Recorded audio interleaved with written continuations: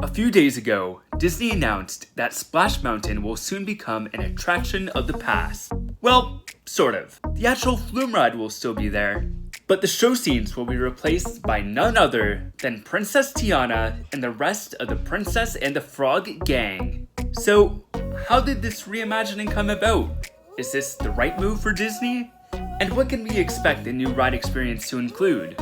Well, we're going to dig a little deeper and discuss all that and more in today's Theme Park Parlay here on Adventures with Parker.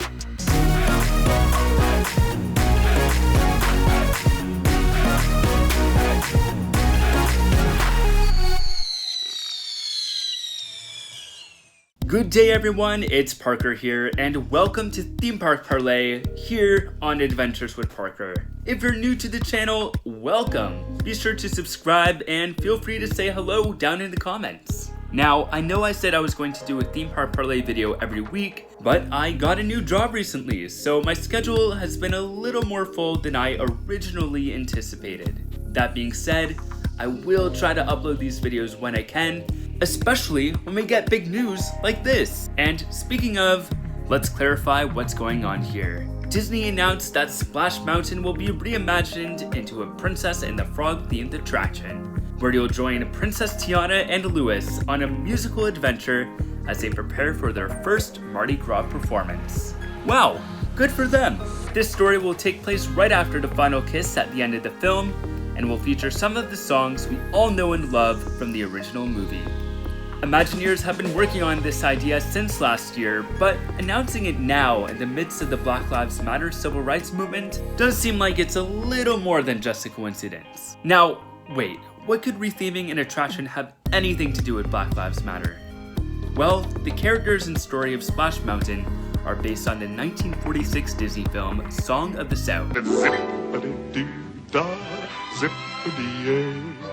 This movie features a mix of live-action scenes and animated sequences, the latter of which focus on the tales of Brer Rabbit, Brer Fox, and Brer Bear, the same characters we all know and love from Splash Mountain. Now, the problem with this film is the way in which it portrays African-American slaves and their relationships to their white masters. It's questionable, to say the least. And it doesn't quite fly by today's standards. Actually, it didn't fly by 1946 standards either.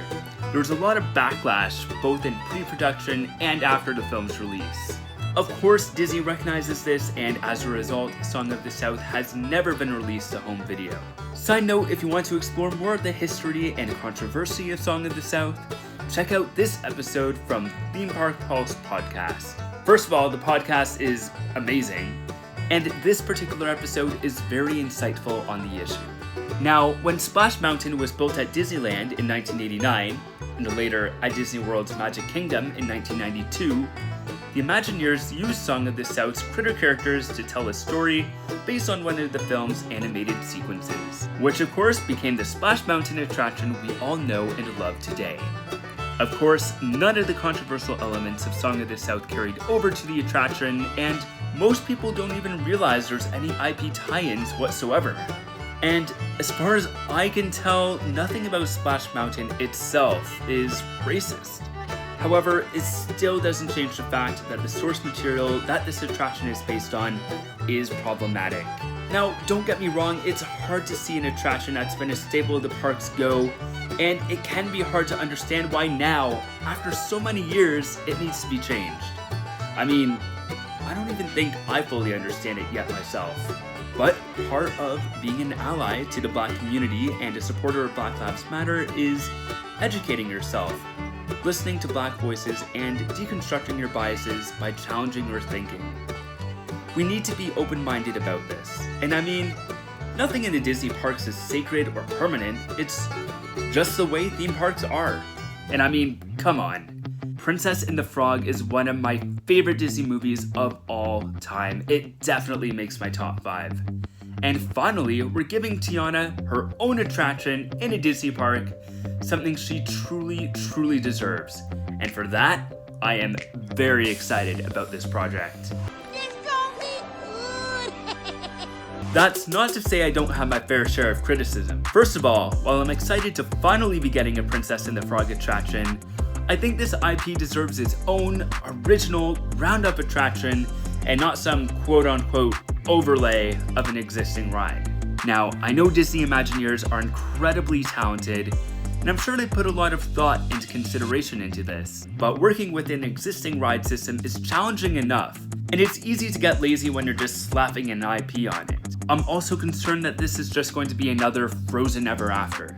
Mind you, I love that ride, I think it's brilliant, but we really don't need another one, you know? My other issue is how will these attractions fit into the cohesive theming of the lands in which they reside? When I checked the Disneyland park map, I was pleased to learn that Critter Country is adjacent to New Orleans Square. It's literally right next to Haunted Mansion. So they might have to rework the area surrounding the many adventures of Winnie the Pooh, but New Orleans Square can easily be expanded to incorporate the new attraction.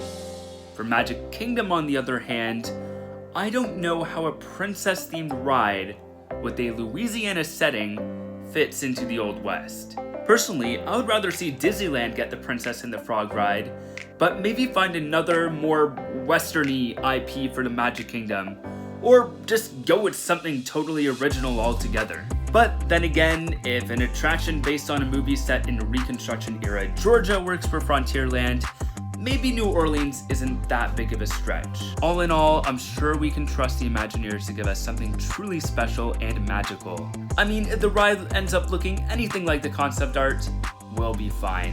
Which is the perfect segue to talk about what can we expect on Princess and the Frog Mountain, or whatever it ends up being called.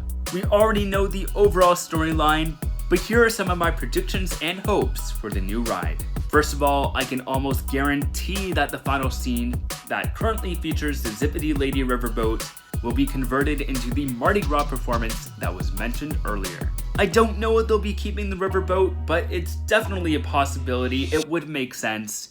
Either way, it'll be just as grand and joyful of a moment as the original. Something I really hope they do with this imagining is find a way to repurpose the old America Sings animatronics over at Disneyland. America Sings was an animatronic stage show that replaced Carousel of Progress.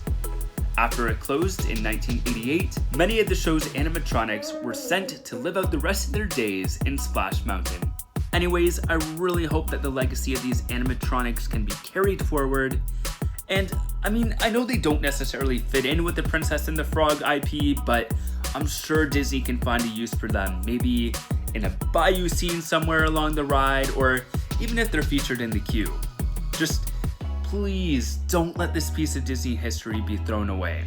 As I mentioned before, the story will revolve around Princess Tiana and Louis. Now I'm sure some sort of magical mayhem will ensue at some point along the journey, so I would expect to see Tiana in both human and frog form. I would also expect to see other characters such as Prince Naveen, Mama Odie, and possibly even a tribute to Ray and Evangeline in A Starry Night Sky. I would also love to see an appearance by Dr. Facilier. One of the things that made the original Splash Mountain so great was the suspense and intensity that you felt while climbing up to the summit of the final drop. Something dramatic and suspenseful has to be done with the new attraction, and I think an encounter with the Shadow Man and his friends from the other side would be the perfect way to do it. Now, Splash Mountain as it stands now will be reopening along with the parks later this year, so guests will have a chance to experience it a few more times before it closes. Also, nothing has been announced regarding Tokyo Disneyland Splash Mountain, so I imagine that version of the ride will be sticking around for quite a bit longer. Well, there you have it. Are you excited for a Princess and the Frog ride? Comment down below. I always encourage starting discussions in the comments, but remember to keep those conversations respectful. I would also like to take this moment to say that Adventures with Parker is here to spread joy and love. Like Mama Odie says, don't matter what you look like, don't matter where you come from, don't matter what you are. We stand for inclusivity, diversity, and equity for all people. You can find some Black Lives Matter resources on my social media pages, which you can find at adv_with_Parker. That being said, be sure to like, comment, subscribe, share, and all that wonderful YouTube stuff. And always remember, the adventures are calling.